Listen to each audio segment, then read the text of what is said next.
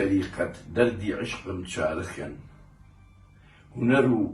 هونەر دۆستان لە گیانمانە خولیای هەیە هەر بەو عەشقەوە دائیما لە خزمەت هونەرمەند و شاعیران و دۆستانی ئەدەب و خاک و نیشتیمانم. ئەمڕۆ برای عەزیزمان کاک جۆزان ناسراو بە جۆزای ساس لە کوخی کۆمەلگای پەروەردەییە حزوری هەیە.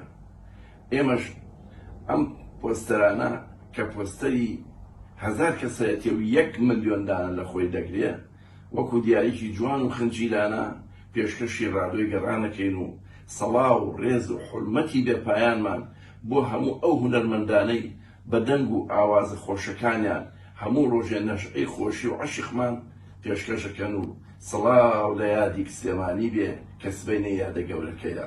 1000 سڵاو بۆ جوامێران بۆ عاشقانی شاری سلێمانی ئەوانەی کە لە بەردێکەوە گومەزی گەورە و تا ئاسمانی شینی سلێمانیان ڕازاندۆتەوە.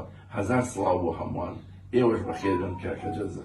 زۆر سپاس دەکەم. بەڕاستی من ئەمڕۆ لە پیرۆستترین شوێنم چکە ئەو خزمەتی کە لێراکرێت بە شاری سلێمانی بە هەموو کوردستان ئەو پۆستەرانە پۆستەری کەسایەتیەکانی هەموو کوردستانە بە شاعیران و نووسەران و ناودارانی کورد کە بەڕاستی دکتۆر تەواو ڕێکخراوە پیرۆزەکانیان ئەم کۆمەڵگەی پەروەردەیی ماگرێت و ڕێکخراوی کەریمێلەکە گەورەترین خزمەتەکەن بەوەی کە نەوەی ئەمڕۆ ئەم نەوە تازەی کە پێگە ئاشناکەنەوە بەم کەسایەتیانی کە ئەمانە ڕۆڵی گرنگیان هەبووە لە کلتور و لە ڕێڕەوەی مێژووی نێتەوەکەمانە.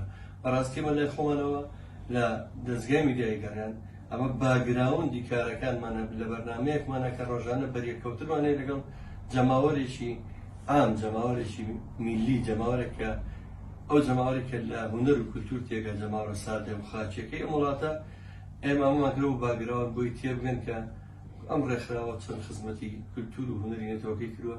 بەرنامەکەشمان ناوی چایخانەی گەڕێنە کە بۆ هەموو عامی خەڵکە بۆی تێبگەن کە کەسایەتی و شاعیر و هونەرمەندەکان چەند گرنگ بن و ئەم پیاوە دڵسۆزە کە ئێمە ناو خۆیمە ناونەوە کەریمی ئێلەکەی سەردەم ئەو چەند خزمەتی هەموو هونەرمەندانی کردووە بۆ گەشت. سپاس بۆ ئەو ڕێکخراوە، سپاس بۆ دیارەکان. بەخێر بێت. زۆر سپاس.